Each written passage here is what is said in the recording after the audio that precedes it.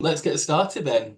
So hello and welcome to the second in our Talks from the Edge of Practice series. It's part of our Collective Imagination practice community. My name's Jake and I'm one of the hosts of this community alongside my colleagues Hannah, Zara and Anna. This work brings together people who are interested in working with practices of collective imagination for social change. We've got more than 900 members worldwide now. So you're very welcome to join us in this very rich and warm and lovely community. We host talks like these. We've got a small grants fund. We host also more intimate kind of learning groups or huddles. The work is supported by the Joseph Rowntree Foundation. And if you'd like to know more about us, I'm going to put some links in the chat right now. And you're also going to have to watch me. Whoosh. There we go. Operating Zoom a little bit, apologies. So today I've got the huge pleasure of welcoming the wonderful Syrus, Vanessa and Laura to explore leadership in practices of collective imagination that serve to evolve soul and system. And these are three hugely lovely, warm and impressive people who work at the Wolf Willow Institute, which is a community of system educators, practitioners, guides, activists and artists that exists to serve those dedicated to building a flourishing future for all. Describing their approach, they say, "We emerge from a web of practitioners and fellow travellers who share deep, long-standing and non-transactional relationships that go beyond any single tradition or institution. We take an integral approach that blends informational and transformative learning experiences and a perspective on complexity that draws from multiple ways of knowing." Dr. Syrus Ware is a Varnier scholar, visual artist, activist, curator and educator. Syrus is assistant professor at the School of Arts, McMaster University. Through curating, scholarship and research creation, Syrus works with and explores social justice frameworks and Black activist culture. Syrus' recent curatorial projects include Nuit Blanche, City of Toronto 2024, Zine Hall, McMaster University 2023, That's So Gay, Gladstone Hotel 2016 to 2019, and many other things. Syrus is also the co-curator of the Cycle, a 2-year disability arts performance initiative of the National Arts Centre. Syrus is at Canada and the Wild Seed Centre for Art and Activism. Welcome, Syrus. Vanessa Reid works at the intersection between systems and soul. She's a participatory practice leader and poet who brings her unique leadership and artistry to the field of cultural evolution. As co-founder of the Living Wholeness Institute and the Art of Hosting Athens, she works around the world to co-create cultures and communities of practice dedicated to systems transformation amidst complexity, crisis, collapse, and chaos. She holds master's degrees in both architecture and process-orientated psychology, and has recently moved to Toronto to caretake her father in what she calls the Dojo of Delight and Detritus. Deeply committed to creating spaces to access the invisible, mysterious, she hosts the Imaginarium and the cafe at the edge of the world with Wolf Willow Institute, and you'll be hearing more about that soon. Finally, Dr. Laura Blakeman is an artist, scholar, practitioner who draws from her transdisciplinary experience in performing arts, depth in developmental psychology, spiritual practice, and land-based living to inform her work as a creative partner at Wolf Willow Institute. She pays particular attention to the images, dreams, and insights that bubble up from the edges of the known and from a living relationship with the more than human world. Her research focused on the role of beauty and ritual sensibilities in the cultivation of complexity consciousness. She lives and loves in the Red Rock Canyon country of the desert Southwest. Welcome, Laura. I'm very excited to have all three of you here in conversation today. What an honour. We're going to be having a bit of a mix of conversation, a bit of a discussion. I know that you're going to offer us some imagination practice that we might want to take part in. So kind of encourage everybody here to be ready to be active, certainly in your imaginations. And we're going to also, towards the end, have a bit of sort of reflective time in small groups to digest what we've been hearing about. So we're going to start with Syrus. Yeah. would you like to jump in with the first practice? Welcome. Hello, everyone. Hello. Good morning or good evening, depending on where you're calling in from. It was wonderful to see in the chat where people were calling in from. And shout out to folks in North Yorkshire. That's where my grandmother's family is from. It's so nice to see you there. But hello to everyone from all over. I'm in Toronto, colonially known as Toronto, in the part of Toronto that was underwater at the time of the Toronto Purchase. So we're here today. Just wanted to start maybe with a shared collective breath. If we could just take a nice deep breath in together and an exhalation together. So if you just want to get into a comfortable position and you can keep your eyes open or closed, and we're just going to take a deep breath and feel that oxygen going all the way to our fingertips and our toes, down our spine. So we'll take a big breath in together and a deep breath out. And get all of the oxygen and old dead air out of your lungs. Just keep breathing out. Okay, and now shake it off. So, what we're starting with today is the fact that you may have arrived with your own questions. So, we're curious. What are the questions that you're arriving with about imagination and your system's work? What is the question that is perhaps keeping you up at night? What is the question that is your 3 a.m. musing? What drew you to come here today, to wake up, to get ready, to be here and part of this conversation and part of this series? So we're just curious if you could just think for yourself a little bit about what are the questions that you're arriving with? What are the questions that are maybe on your mind, even as you're trying to get into your sleep time? And what drew you to this series? And if you'd like, you can just mold this on your own. But if you'd like, you could just, you know, type a response to one of those prompts in the chat. Then we can all get a chance to sort of see what it was that drew us here, our wheels, our feet, our bodies, our minds. Um, so you might want to just take a minute and tap into that. But yeah, what are the questions that you're arriving with? And then enter it into the chat. And Vanessa's put the question in the chat as well.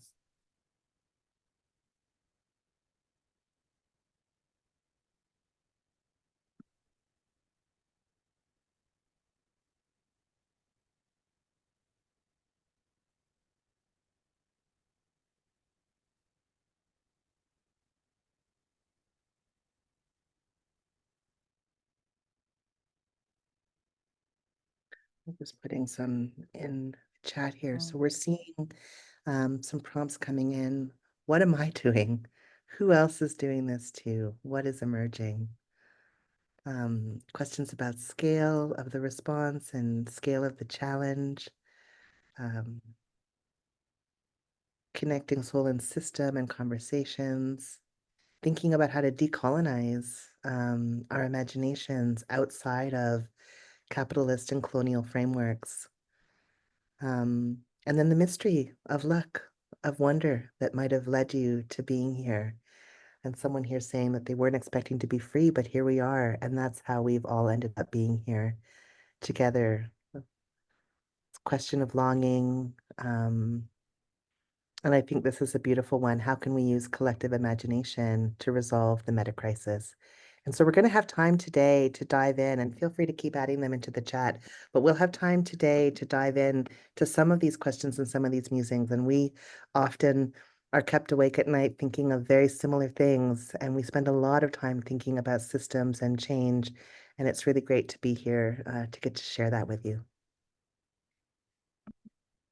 Yeah, and it's great. It's great to see your questions. You might have questions that don't have words yet, or questions that are a big feeling inside of you or a sensation. And so if you have one of those and it doesn't fit in the chat, make a sketch. If you have a notebook, make an energy sketch, or like get the essence of the question in a movement right now, because we're going to move into finding some allies that might be able to travel with us with these questions before we go into our dialogue. So this is a practice of catching what we might call a flirt, or catching an ally or a helper around the questions for which we do not have the answers.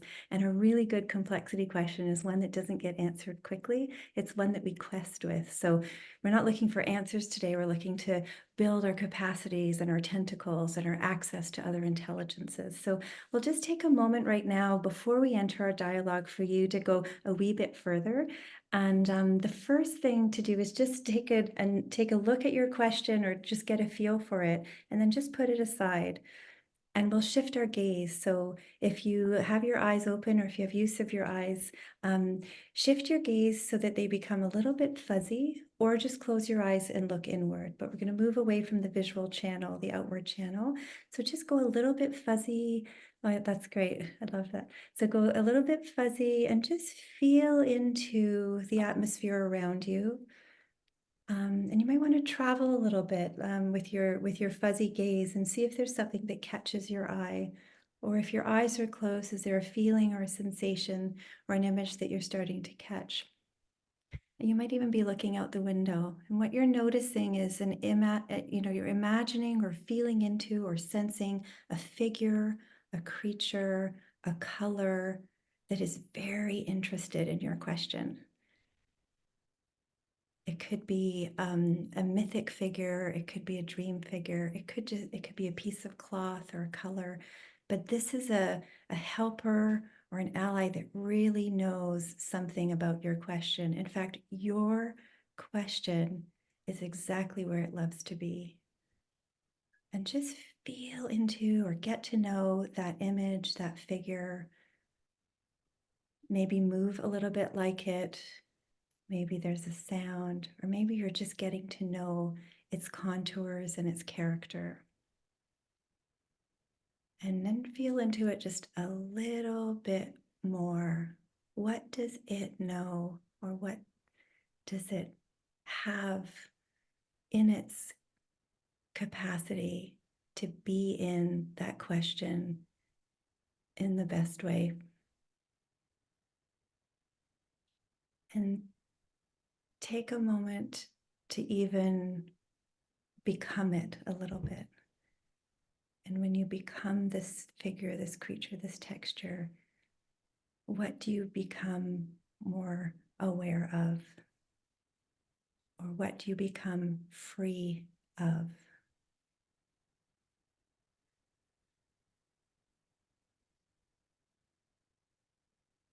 And just see if it has a little something for you. Maybe it has a move, a word, a tip, a capacity, and just jot it down for yourself. Just jot it down. And again, it could be an energy sketch. It's a little boop, boop, boop, or it's a word, or it's a tip. Just something that as we go into this dialogue today, maybe you want to look through its eyes or feel through its skin as you listen to the words and the questions and the dialogue today, and see if it can join you with its intelligence and with its character, with its knowing, as we go into a conversation. Thank you, Vanessa. And thank you, Syrus. Yeah, very, very thought-provoking.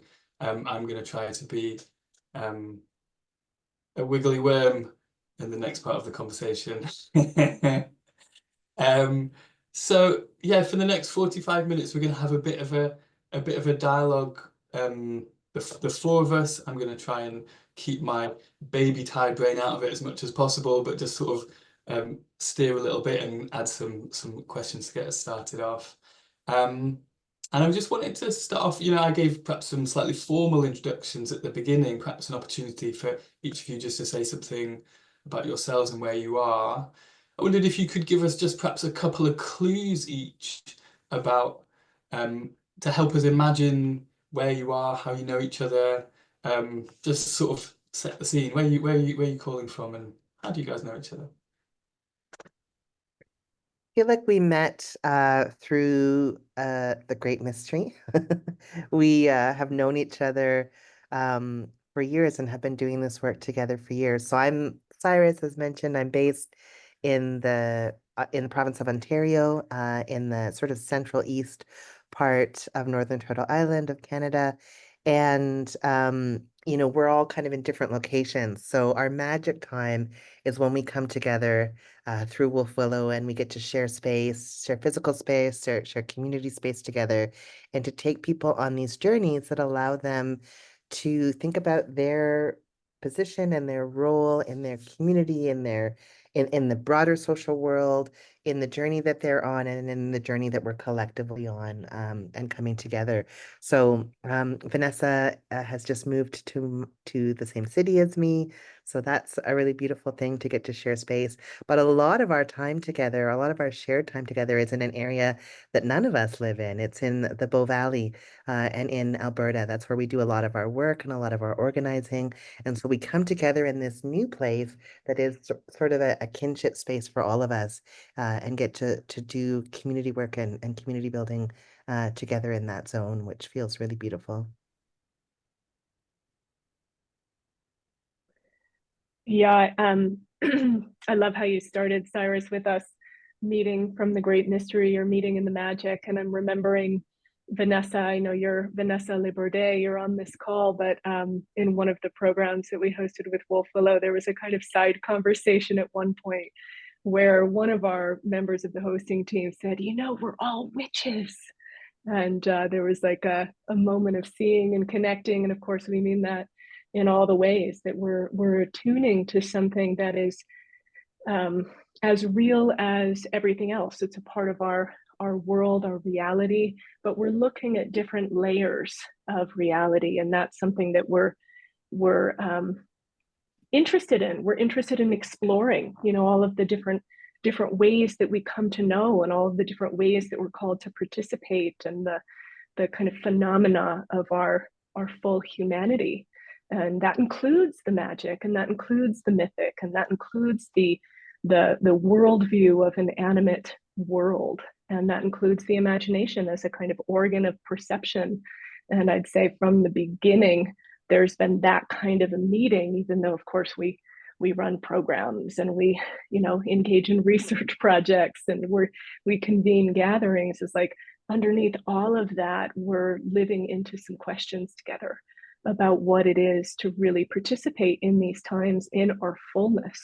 And in that, we leave a lot of space open for exploration and for failure and for, you know, the dance. And so the last thing I'll say, and then I'll pass it over to you to Vanessa, is like we're also both very attuned locally in our own local spaces. And we're also, we do this dance of the local to the global, or the local to the places where we come together. And so I'm remembering right now, I'm based here in Southwest Colorado in traditional Pueblo, Ute and Dene territory, and you all have been here to this place, this Red Rock Canyon place, and we've done some dreaming and some, you know, we've put some prayers down, and we've imagined our way into the future together here. And so just bringing in this place that we share a knowing of as well. Yeah, it's interesting how interesting a question that is. It's a really straightforward question, but we would probably answer it differently each time we answer it as well. And so we know each other through the Wolf Willow Institute for Systems Learning. That's kind of the container. And like we were saying, some of us knew each other in very deep and different ways from other lives, but somehow this has called us together to be, I guess, you know, one of the roles would be co-faculty, co-inventors, co-stewards. And one of the things that's, you know, brought us together is to host programs and processes, but we each come from really different lineages, you know, personal and familial lineages, cultural lineages, but also practice lineages. But there is something at the center between us, which I would say is some combination of mystery and complexity. There's something in each of the ways that we've approached our world work and our inner work that has something of the unknown in it, and deeply, deeply invested in partnering with the unknown as a very important companion in these times, but also with really practical things as well, that is more in the known world. So there's something that brings us together in inquiry. And I would say that's one of the basic things with Wolfwillow, is to be in inquiry and to be querents, or to be people who are questing on questions to which we do not have answers, but somehow collectively and together we can co-create ways of being. And one of our programs is the Positive Deviance Fellowship. There's a few folks here today, hello, all of you, who are positive deviants. And what we mean by that is there are people and their visible and invisible allies who are doing work in this world right now that's very unusual. It's coming out with very unusual outcomes that are very sort of interesting. And how could we create more capacity or more awareness such that maybe more things could happen in ways that are unusual, and getting really positive impact. And so to deviate in a positive way, we have a lot of the words that we use at Wolfwillow have imagination behind them. You know, as soon as you say you're coming to the Imaginarium, what's an Imaginarium? The cafe at the edge of the world, what's the edge of the world? Positive deviant, what is that? You know, already there's a kind of gasp and like a not knowing and a pull towards it. So I think we all share this kind of languaging and the sense that there is so much possible, but it's only into the together and across our cultures and practices that we might find in the space between us, the things that we didn't know how to find on our own. So I think that's one of the ways that we meet each other, is in that third space, or in that unknown space between us. And it's a rich space. And yeah, that would be my answer today. Mhm. I would just That's a add good one, one. which is about the artistic kinship that we end up finding between ourselves. Some of us identify as capital A artists, you know, like that this is what they do, you know, every day. I'm an artist, that's my practice. But we're all artists in our ways, you know, and we come to this work, whether it's, you know, Laura's, even I'm thinking about the sort of kinship artistry of you making us, you know, that multi-layered cake, you know, cooked in your canyon home, you know, through this creative process that was about love and kinship, you know, but then also like the very literal ways that we do creation together, making banners or working on you know, collage work with participants, but really bringing the creative element weaving between us, and getting to experience artistry. And I think, you know, the collective imagination is so essential, and it's something that is often taken from us at a very young age. And I see this a lot in the arts, that people go, you know, you give them a blank piece of paper and they say, well, I can't do it because I'm not an artist. You know, as if we don't all have access to collective imagination, to creativity, to dreaming, to imagination. I mean, it's literally in all of us, but there's usually one teacher, maybe a kindergarten teacher, who said, oh, you don't know how to draw on the line. And that message stays with us, and it can linger with us throughout a lifetime. And so a lot of our work is also sort of undoing that, and getting permission to tap back into their wild creativity, whatever that ends up looking like. And I think that really grows out of the root system, which is this creative space between the three of us. So I'm very thankful for that. Yeah, Syrus, you're reminding me. Oh, sorry, Jake. No, You have please, other Laura, you go ahead. questions, probably. No, go ahead, Laura. Okay. You're reminding me as you speak that the artistic sensibility is one of the ways that we're kind of acculturated, many of us are acculturated out of a kind of enchanted worldview. But there are so many others. And you know, oftentimes I go back to what it, you know, even today, one of my central practices that's very liberating is being out on the land, pretending, playing, imagining. One of the ways I do that is like imagining everything is alive and aware and available for relationship. And that's a kind of enchanted way to move about the world. And that's so much of what we do. That's really at the heart, is re-enchanting and remembering and reweaving, not necessarily to go back, but so that we can cast forward and we can participate, just right at the edge of becoming, right at the edge of what's coming. And that's a kind of sacred practice for all of us. And as you say, Vanessa, we all have different ways of going about that. But yeah, artistic practice is one of those channels. And then there's all kinds of other ways that I think are innate to being human that get sidelined as we, you know, get shaped by the world as it is. This is why we wanted to have you here. This is all so rich and exciting. I feel like we're gonna fly together, and we already are.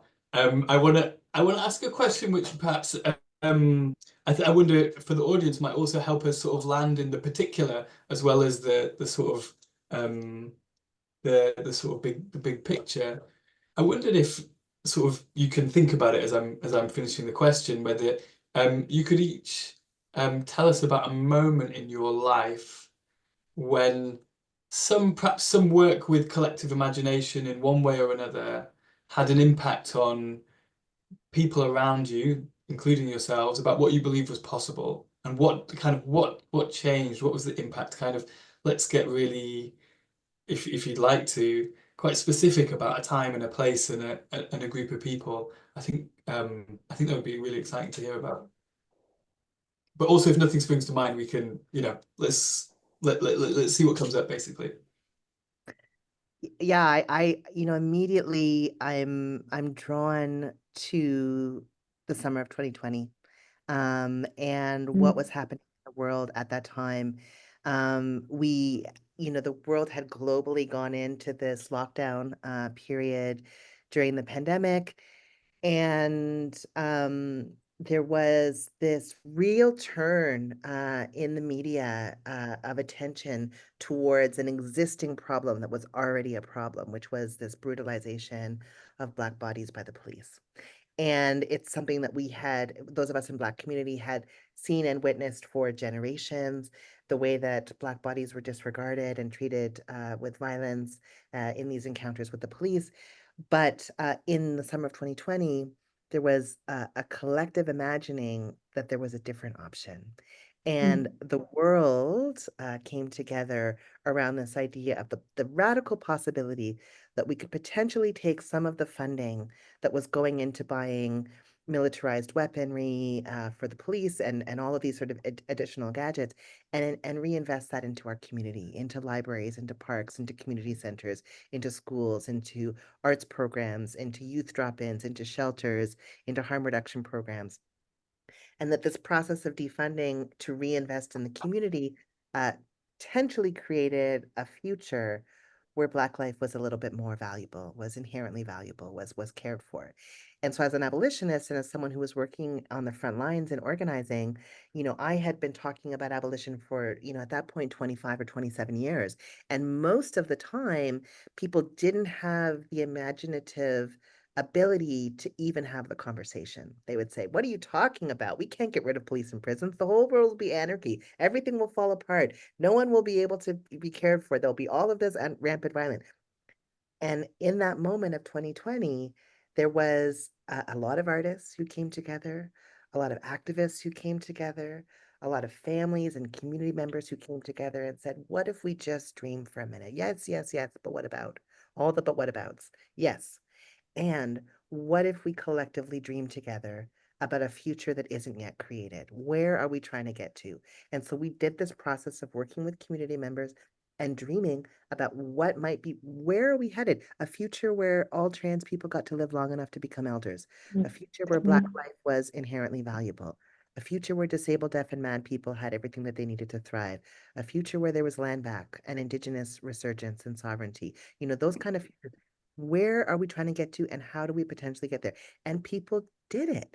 They collectively dreamed together. They imagined together. And this is why we saw by June of 2020, Brazil, Germany, Australia, the United States, Canada, movements for defund, almost like as if it was a wellspring coming up through the collective imagination of everybody talking about the same thing, saying, "Wait a minute, maybe we could reorganize something in our social world and it would allow more of us to be free."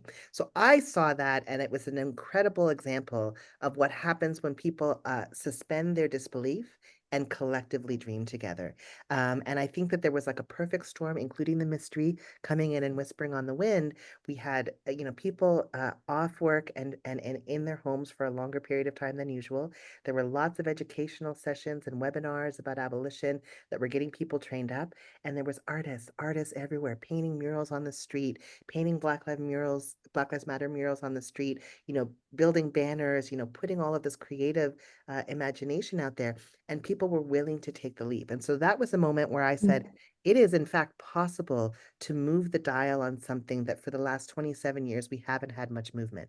People were too scared to dream together. And in that moment of 2020, people did take that leap. And we're still on that journey. I don't know exactly where the journey is going to end or what it's going to look like, but we're still on that journey of figuring out how to have greater freedom for more people, how to build that future that we were dreaming into. And that's what abolition is this sort of seed planting activity. So it's a very creative thing. You're literally generating life. And that showed me there is an incredible power in helping people to want to dream together, helping people to be creative in their imagination, and maybe, suspending the disbelief that stops us from being creative before we start. But what about, I can't possibly dream because what about this? What happens if we just in the, but what about, and we just dream anyways? And so that's what I really experienced in 2020.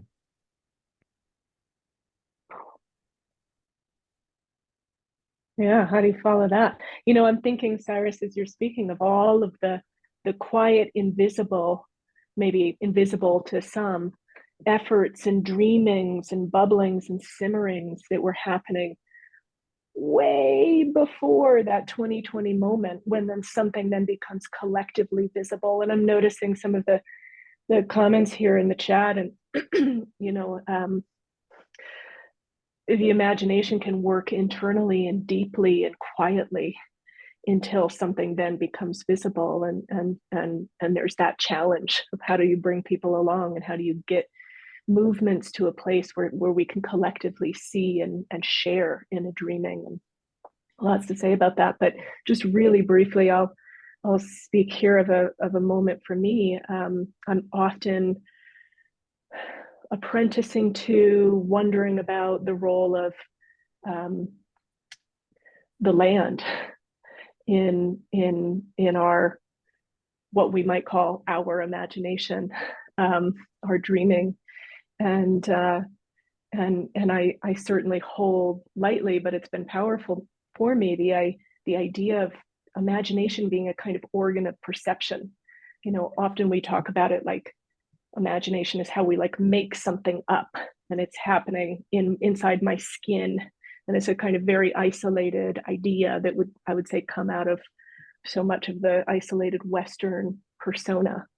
But what if imagination was bigger than that? Like, what if imagination was a function of the earth, and we as human beings just get to kind of touch into that and work with that? And of course, we evolved to be able to. So there's a cosmology in there. But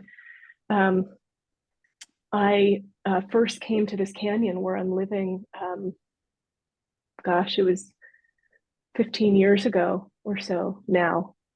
And the first time I came here, you probably had experiences like this. It was like nostalgia, that mix of like longing and grief and like awe, and just this cocktail of feeling. And it felt prescient. It felt big. It felt numinous, and I couldn't make sense of it. And so I won't get into the whole details. I'm trying to write some of them right now, but everything from like car accidents conspiring in my life, to relationships ending, to turns in careers, to me writing vows by the creek here long before I ever lived here, to just these wild, moments that landed my body in this place 6 years ago for good. And all of the kinship networks and all of the ways that this land has shaped me.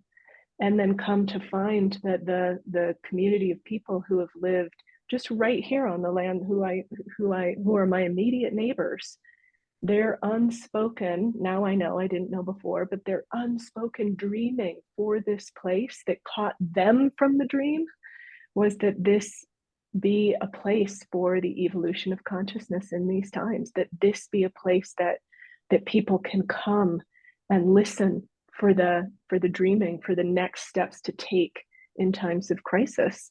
And that's exactly how this place has shaped me.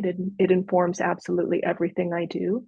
And it's a very conscious and co-participatory kind of shared listening and dreaming and layering. And so I find that just beautiful. And where it's headed, I don't know. But there's something for me about, the land's dreaming and me and others being an instrument of that dreaming and catching pieces of that poem and then speaking our poetry back. And so there's something that I've learned here about the imagination being wider, bigger, more kind of cosmic. And I mean that both mystically, but also evolutionarily, practically, than just, what we're kind of making up.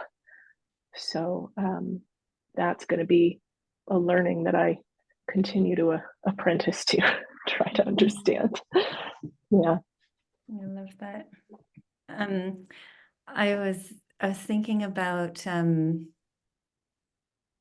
was going to pick up something that you were saying, Laura, about, working at the imagination, like, this efforting, which I think is actually really important. It's like a workout, a musculature of practice and imagining. And then there's like surrendering to the imagination that's trying to find you.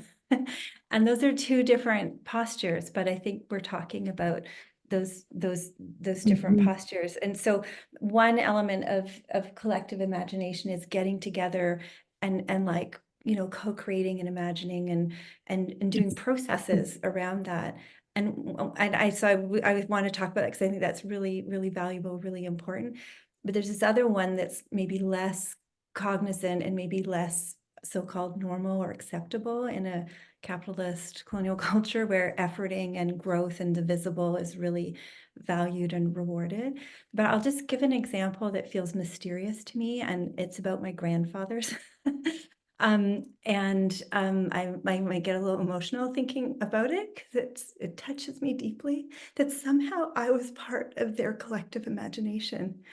And I'm learning more and more how to join not the deeper imagination, the one that's not about like upper world systems, but the one that I somehow have joined. So I have one grandfather who's a poet who wrote a poem when he was dying in 1970, and I was born in 1970, and somehow there was a transmission.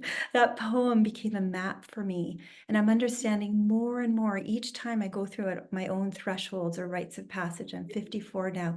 Each time I've come into a new moment in my life, I realize he wrote that poem for me. He must have. And it's a poem actually about, it's actually about Lilith, Isis, Eve. It's like a poem. I don't know why my English grandfather wrote a very sensual poem about the triple goddess. Like, I don't get, but actually all of my work has been related to the deeper pulse of that poem, the questing, I won't go into the poem itself, but and I've learned over time that somehow I'm part of a larger stream of imagination, and the poetry, the words, I'm part of landing into those words in my own generation. My other grandfather was, alive during the First and Second World War and deeply, deeply was committed to peace and didn't understand how humanity could have gotten there, but was deeply committed to building other possibilities and structures. And he must have imagined that that was possible. And that so much of my work, it's not around peace building, but it's about creating relationships and spaces and very different kinds of interactions for the purpose of our, collective, I would say, connection to life and the life force. So it might sound kind of weird, but when I start to think about imagination, I reverse it and I go, how am I participating in an imagination that's trying to find me? And how can I be available to that without losing or maybe it is losing a sense of who I thought I was, and like surrendering to something. And I'm not talking about the upper world structures. I'm talking about something that is more mysterious, and it's lineage where, I don't know, maybe I came first. Maybe I wrote the poem for my grandfather.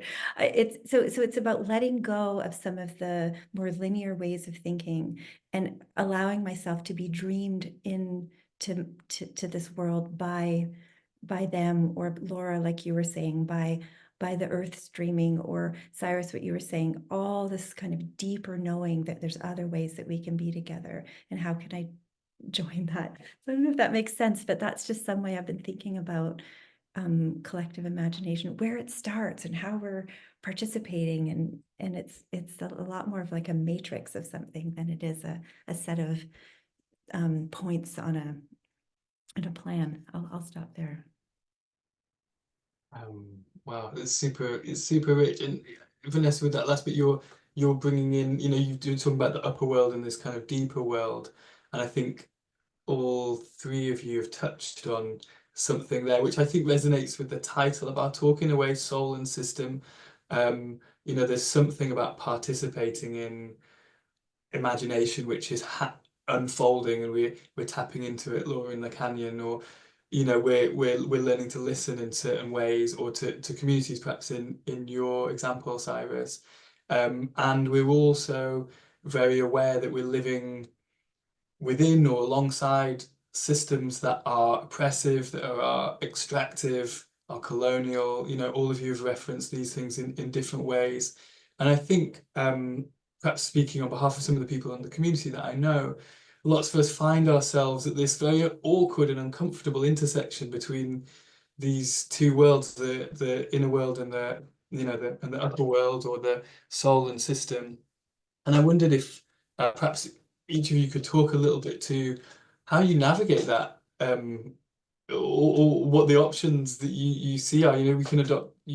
Some of you used the word posture, which I liked. That we've had sort of daring, we've had surrendering, we've had various different kind of postures. And how do we hold ourselves at this intersection, or what are our options?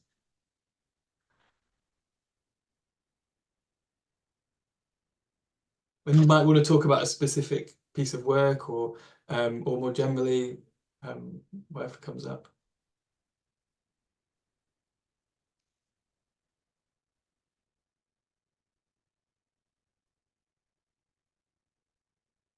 This animal, that or creature that Vanessa invited you to connect with.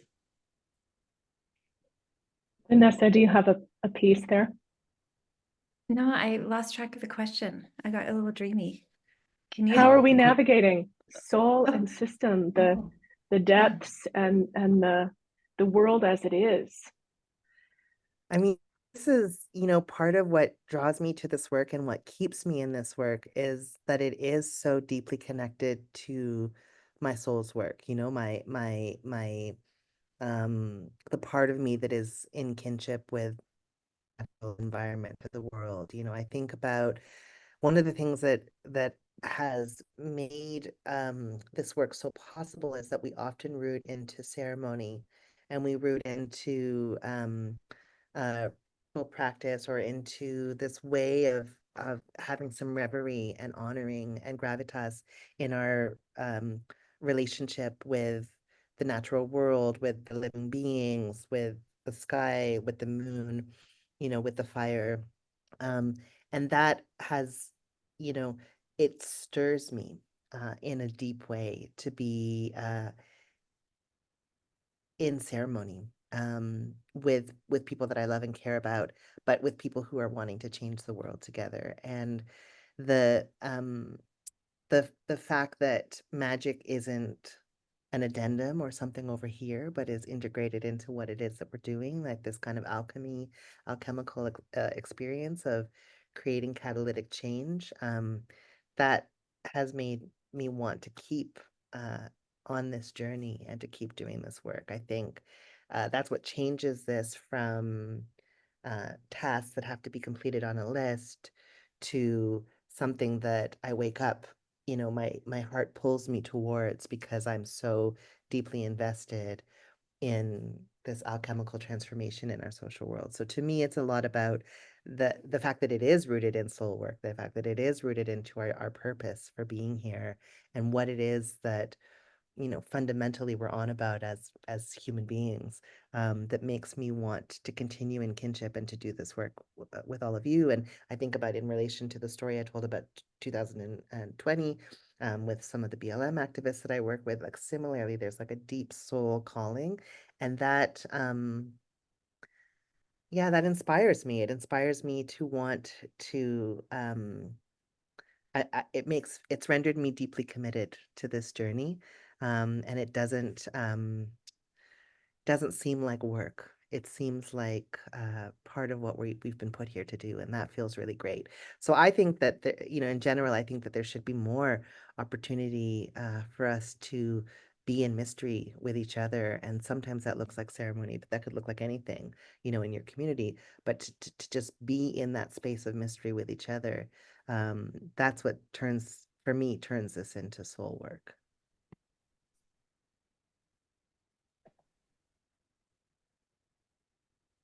Oh gosh, I just love that so much. Vanessa, I didn't want to cut you off if you're about to jump. No, I'm just humming and hawing. Go ahead. Mm, mm. Yeah. Yeah, you know, I really feel this. I think it can be really tempting to imagine that the depth work is enough. And I think one of the lenses that I look through that feels important to me in the world as it is to ask myself, is this taking me deeper into the world, or is this, you know, in some way allowing me to kind of hang out in the mythic?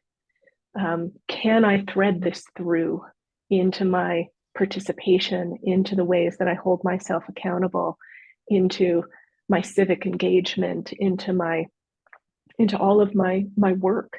I want my hands to be involved, and I feel as though, especially when looking at just the immensity of the poly crisis that we're facing right now, there's a real there are moments of just feeling like, what do we do? What do I do? How do we, you know, I can get into that feeling of helplessness. And I will say that, you know, related to what you said there, Syrus, I believe that for me, the imagination being a force that's transpersonal, that's also bigger than me, enables me to participate. And so I'll just ground this and say, there's so much uncertainty in complexity. Like that is the nature of complexity, is there's a level of not knowing. And so what do we do when we don't know? And for me, the answer is I listen and feel and come together to ritualize that not knowing, to ceremonialize that not knowing, to offer up myself as a as an instrument of just the very next step and the very next step after that. And so I want this work to take me deeper into the world, and the imagination is a way, I feel like, that can take me out of the helplessness and into a kind of participatory act. And that means being in a relationship with uncertainty and abiding in it, dwelling in it, while also taking action, little tiny actions that then we get feedback from the world. It's like participating in the dreaming. So Marco's really struck by your comment there. If like your imagination takes you to Gaza, it's like, yeah, mine does too. And may it continue to do so that I can participate there too. And I can hold myself accountable to the next step that I can take in, dreaming this world into further thriving and equity. And Vanessa. Mm-hmm.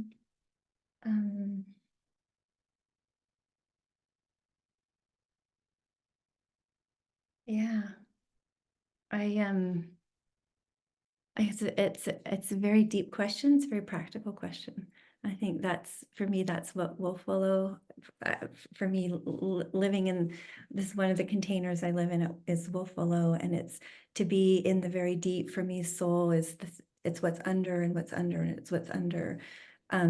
And then the practical is what you take up and you do with others in daily life. And it's the traveling between those realms is one of the core capacities, I think, for these times. And it's one that Wolf Willow, we're in the playground with. We have our own ways, but then together we're learning how to do that. And when I speak of that, I mean to be able to access different forms of intelligence, different parts of ourselves, different parts of our collective, and to be able to move between, I think Laura, you said it before, between different sort of levels of reality, and that there's not one that should be in a hierarchy over others, that there's forms of reality through the dream life, there's forms of reality through ceremony, as Syrus said, that's a form of deep reality, but it's an altered reality. But our capacity to move between is a kind of fluidity, it's a kind of flexible intelligence. So to be able to touch soul, which for me is that deepest place, you know, it's hard, there's many sort of definitions of soul, but for me, it's a felt sense of that deepest place in me. And to be able to access that, and then to be able to move in different ways in the world. And so I think there's also, for me to speak of soul or to work with soul has the poetry in it. It has words and it has textures, and it's the parts that are harder to see and to touch. And it does need to be nourished and activated, and it does need to participate. And then I do believe in my kind of cosmology, we have a collective soul, and it's not a unified thing. It's a complex, you know, wild creature. And that some people speak of the animus mundi, the soul of the world. So but these are all, again, postures, ways of putting ourselves into place to be able to understand what we might be for, or what our purpose might be. And sometimes our scope needs to be very contained, and sometimes the scope can be very, very big. But in work that I've done around the collective and sensing into collective soul, we actually accelerate our learning. We actually amplify by being in the collective and in the invisible together. And then we can make really different kind of moves out there in our daily lives or in our systems. So those are, again, convening capacities, hosting capacities, facilitative capacities, pedagogical capacities, to be able to experiment with how do you move between these levels of intelligence or access to reality. And I think Wolf Willow is in a big experiment of how do we do that across our lineages. We don't all come from one systems thinking or Buddhist lineage, which I think is also incredibly important, to be able to come back into a practice where you go, boom, we know how to sit together, or we know how to be in circle together, we know how to be in crisis together. And also we're experimenting with what do you do when you're across those lineages and across those capacities? Is there something at the center that begins to meet us? Because I think we need both. So when I think of systems and soul, I think of a complexity pedagogy where you're able to be in many different things, and be in a deep kind of learning that ends up being really practical. You might make one different move when you come out of a learning experience, but that one different move can really, you know, have impact. So I guess it's really this fluidity between the inner and the outer, the visible and the invisible, the individual and the collective. Yeah. Wow, I think you're all providing some really important language, I think, for everybody, actually, because I think a lot of this is going to resonate with people here. But there's some phrases that you've used, and you know, I know I can see in the chat they're really resonating with people. So what's pulling us deeper into the world? There's so many. There's a lot of little really helpful nuggets in here. I'm tempted to ask, and this is really bad sort of etiquette, I'm tempted to ask the same question in a slightly more pointed way, because my feeling is that the people on the call here are a mix of artists and activists, and some people who work perhaps in government and public services, who I think all want to work more with collective imagination. And I think what you're saying is really going to be helpful in sort of articulating and confidence and joining lots of dots. You know, I know that's happening for me at the moment. And I feel like what's coming up for me is a sense of perhaps in this outer world, Vanessa used that word, the sort of hostility perhaps that we encounter when we want to be in this imaginal world, when we know the like dramatic and exciting potential of it, and we encounter systems, people who hold power, who either somehow it's like straight rejecting, or perhaps pay lip service to it, but then their actions don't create the opportunities for this work to flourish. And I guess it's quite a practical question, just because I think probably the people on the call are quite practical. What's your take on that? I mean, I guess it's something we're all struggling with, and just I don't know if there's anything that you'd like to offer. I mean, it doesn't need to be a big part of the conversation, but I'd be curious to know what that sparks for you.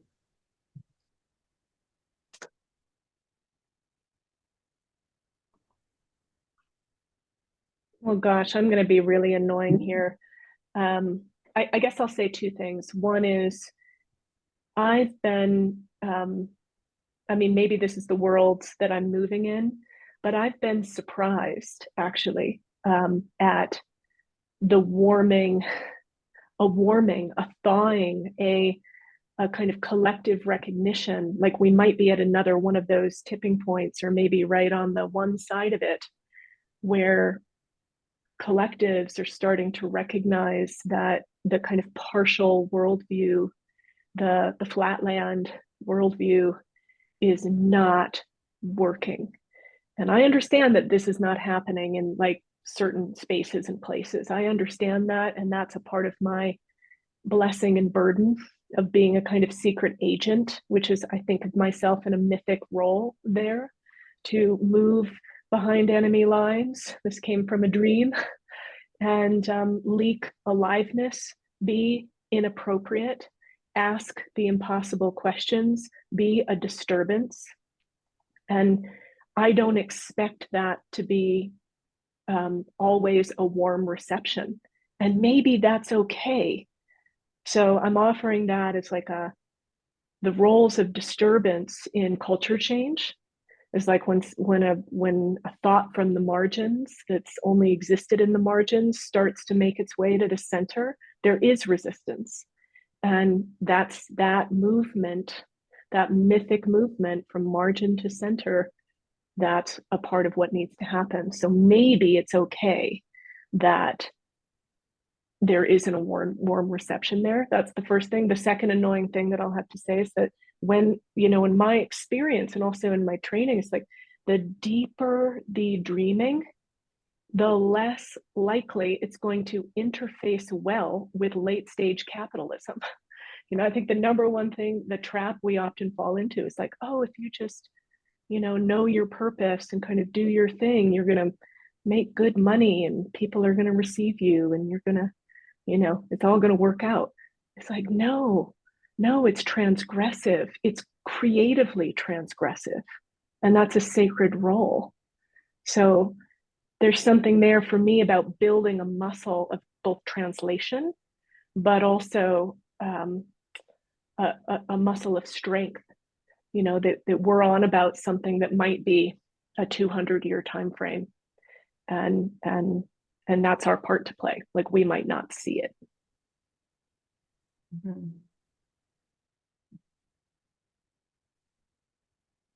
Syrus, were you going to say something? Yeah, no, I was just gonna say, and I think like there's, I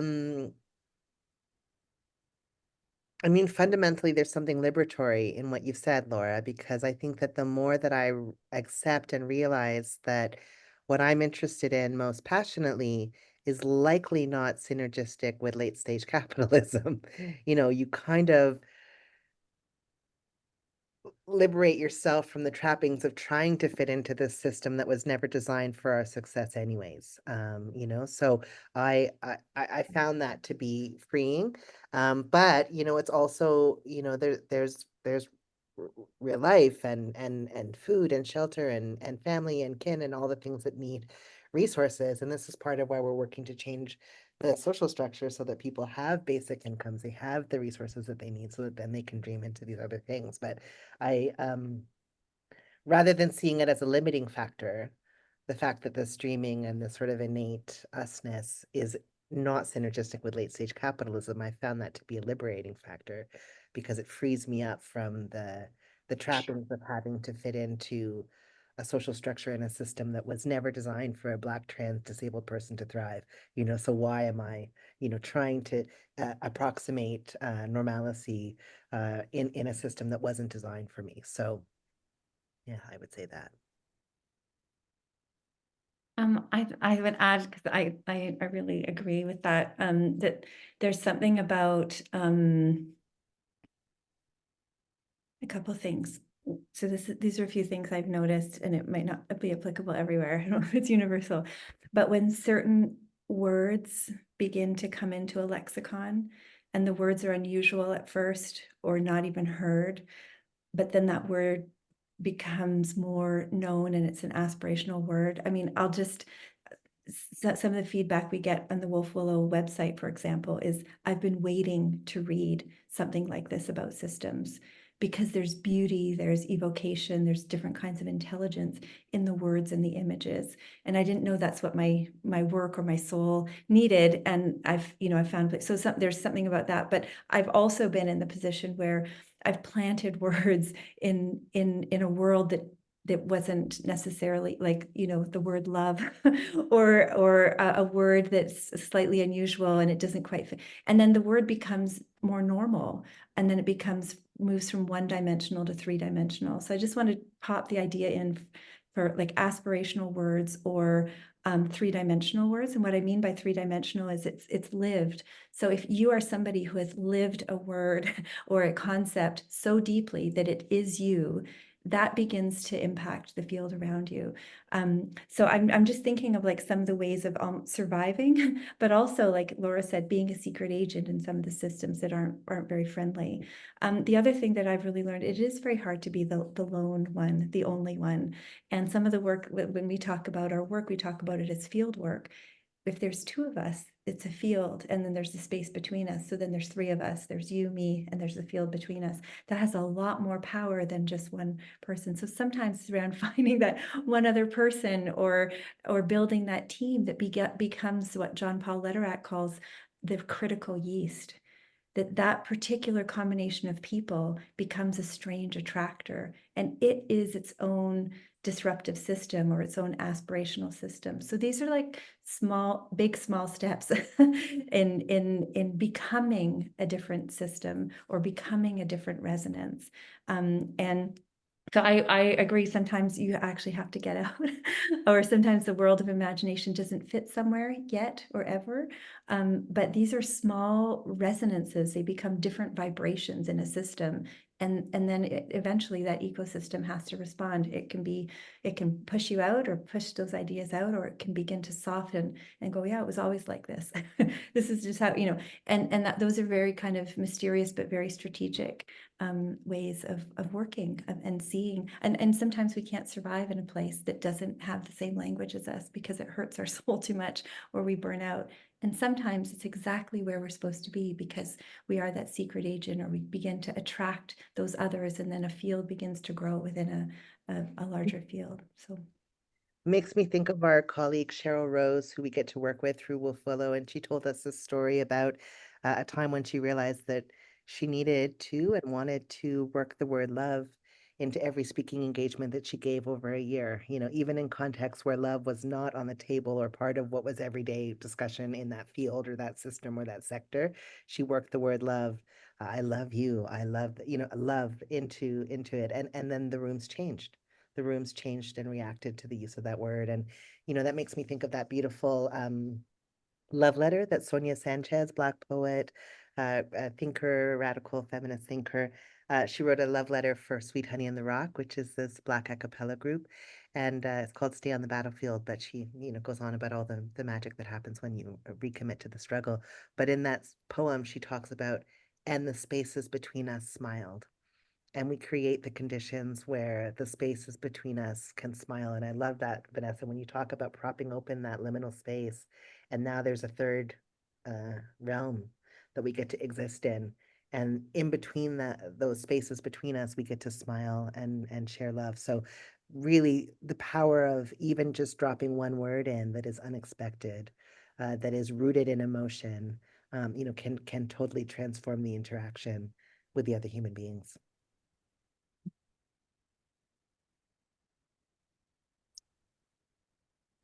I feel the space between us is smiling right now. This is such a rich and exciting conversation. I'm gonna so perhaps we're gonna bring our sort of dialogue part of this event to a close. I'm going to invite Laura, if you'd like to bring us back to the sort of imagery and the question before we go into some small groups to sort of digest what's been kind of fermenting as we've been listening. Yeah, thank you.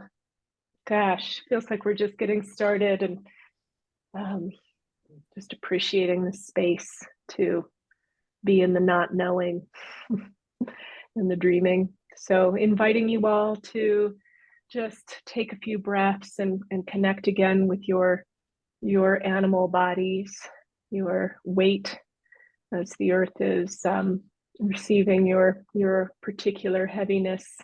And you can do that with your eyes closed or gazing out a window, soft gaze, just a few deep breaths and not thinking about anything in particular, just noticing sensation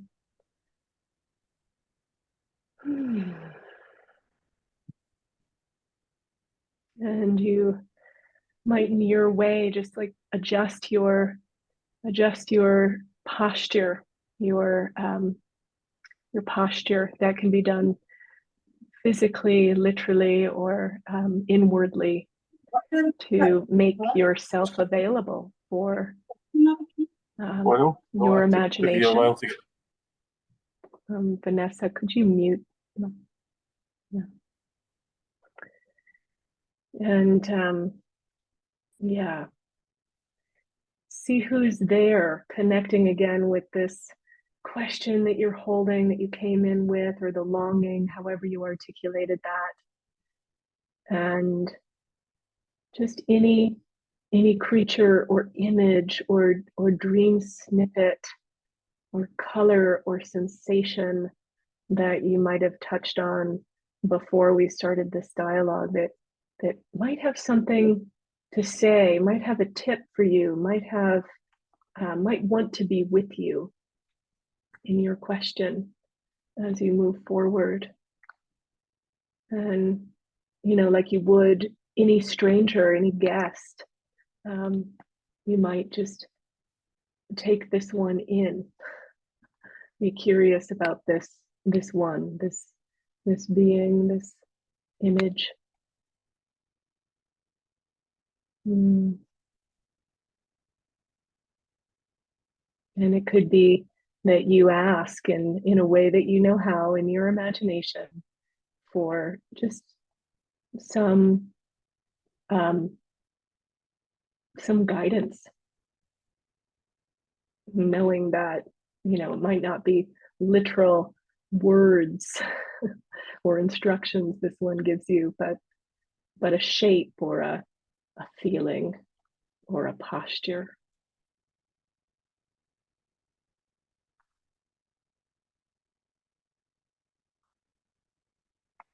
And if you have paper there with you, you can again make a little sketch or catch the energy or the deepening question or whatever it is that's happening for you, just trusting the right thing is happening for you, the right gestalt or pattern or feeling is happening for you, even if it's one of not knowing. You can catch this in words or image or as a sketch or just a feeling in your body. And then taking another deep breath. And we're going to invite you into just probably dyads right there, Jake.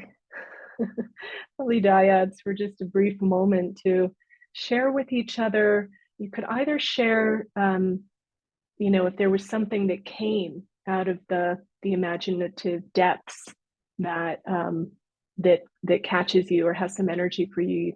You can share that creature, that posture, that piece of advice or guidance If that wasn't where you went today, feel free to share just something that caught you about this conversation today, something that you'd like to carry forward, or something that feels like it's alive for you. And we'll just have a few minutes together, and then we'll come back as a group and close together. So see you soon. I think we're all back.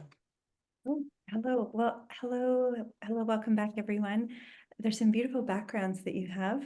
Devin, Rami, there's these incredible other visitors. Sometimes I think our background has a little story for us too. So hello to all your backgrounds. Welcome back from your dyad or your triad or your mysterious walk with AI. And what we'd love to hear is just in the chat, maybe just something that you caught. Like, is it something you're traveling with now? Is it a tip you received? Is it something that in your talk with your partner that was given to you? And if we could just get some of that into the chat, sometimes what someone else writes is just the thing we needed to read or to see. So let's gift each other that a little bit. So talking about opportunities for peer learning. The oak and the phoenix, says Jess. Aloneness versus belonging, how communities exist online, we connect in the moment, and then we don't have that in our home places. The more powerful the dreaming, the less it may resonate with others, says Libby. The spaces in between are illuminating and awakening. Thinking about finding our people and the importance of that, the ways we help each other dream. Hearing about Hannah's bees as collective power and connection, ritualize the unknowing, normalizing sanity, vocabulary as a positive force for change. There's some beautiful things in there. Yeah, keep writing. And what we wanted to do before Jake gives us the final goodbye and a few other invitations is an invitation from Wolfwillow. And we run something called the Imaginarium. And the next one is on November 18th. And the three of us, Syrus, Laura, and myself, are hosting, and we'll be hosting with Debbie Young, who's an extraordinary artist and performance. Well, a kind of master of many, many art forms. And one of the things we do with the Imaginarium is we invite folks like you and people who are working in complex things to enter into an Imaginarium process. And it's really to open new neural pathways. It's to be in an experiment, or what we call the playground or a petri dish, to be able to let go of some of our more known ways of knowing and thinking, and let an art process and an art practice in the field between us work us in some interesting and mysterious and also very practical ways. And so in our next Imaginarium, we're going to be working with both Syrus and Debbie on the fertile dark and the gifts and the mystery and the many art forms of Blackness. And so we invite you to join us, and we'll put the invitation in the chat here, and we'd love to see you. And it's part of being practitioners, individual and collective practitioners, building our musculatures for the unknown, and that the Imaginarium is a place of deep welcome, radical hospitality, but also a place to take some creative and neural pathway risks to open up into the unknown in a practice way. And in a space that's intended exactly for that. So that's November 18th, and Laura, Syrus, and I will be hosting you, and we'd love to have you. So Laura's put the fertile dark in the chat here, and thank you so much. Thanks, Vanessa, and thank you, Laura. Thank you, Syrus. Thank you, everybody, for being here and joining us in what has been a really beautiful moment. I'm not going to try and summarize it. I'm still the wiggly worm. I'm thinking about the love letters and the secret agents and the mystery, and there's just so much that's kind of all woven together that you've woven together with us, and it is deeply, deeply appreciated. Thank you so much, personally and on behalf of the community. Thanks for coming, and thanks to everybody for being here. Please do check out the Imaginarium. I think it's going to be brilliant. I'm really keen to go too. And if you would like to know more about our community and other events we've got, I'm putting some links in the chat. You can sign up and you can check out our blog. But yeah, just huge love, huge thanks. Syrus, Vanessa, Laura, thank you so much. And see you next time. Thank you. Bye, everyone.